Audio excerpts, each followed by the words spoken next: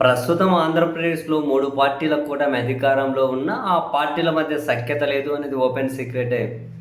And TDP, Janasena మధ్య క్షేత్రస్థాయిలో చాలా చోట్ల విభేదాలు చోటు చేసుకుని రచ్చకెక్కిన పరిణామాలు మనం చూసాం.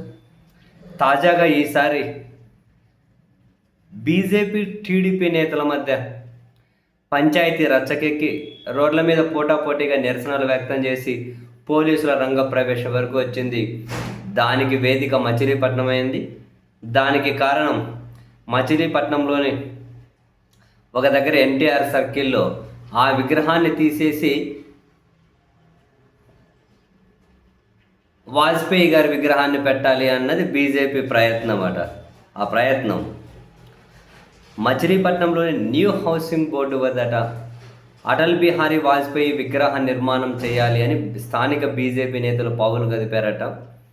అక్కడే ఉన్న ఎన్టీఆర్ సర్కిల్లో ఆ విగ్రహాన్ని తీసేసి వాజ్పేయి విగ్రహం తయారు చేయించి పెట్టాలని ప్లాన్ అట. ఇందుకోసం వాజ్పేయి విగ్రహ నిర్మాణానికి ఆ శంకుస్థాపన కూడా ప్లాన్ చేశారట. చివరి నిమిషంలో టీడీపీ అడ్డుకుందట. సో నీ హౌసింగ్ బోర్డ్ కాలనీ వద్ద టీడీపీ వర్సెస్ బీజేపీ వివాదం పతాక స్థాయికి చేరిందట. 2014లోనే ఎన్టీఆర్ మార్గ్ నామకరణం చేసి ఎన్టీఆర్ విగ్రహ నిర్మాణానికి కౌన్సిల్ తీర్మానం చేసింది అని టీడీపీ నాయకులు, బీజేపీ నేతలు గుర్తు చేశారట. అయినా బీజేపీ వెనక్కి తగ్గకపోవడంతో హౌసింగ్ బోర్డు ఆ రింగులో బైఠాయించి నిరసన వ్యక్తం చేశారట. ఒకవైపు బీజేపీ నాయకులు రోడ్డెక్కి రామారావు విగ్రహం తీసేసి వాజ్పేయి విగ్రహం పెట్టాలని వాళ్ళు రోడ్డెక్కి, ఎన్టీఆర్ విగ్రహం తీసేయడానికి కుదరదు, ఆ సర్కిల్ నేమ్ మార్చడానికి కుదరదు అని చెప్పి టీడీపీ వాళ్ళు రోడ్డెక్కి పరిస్థితి చేయి దాటిపోయిందట.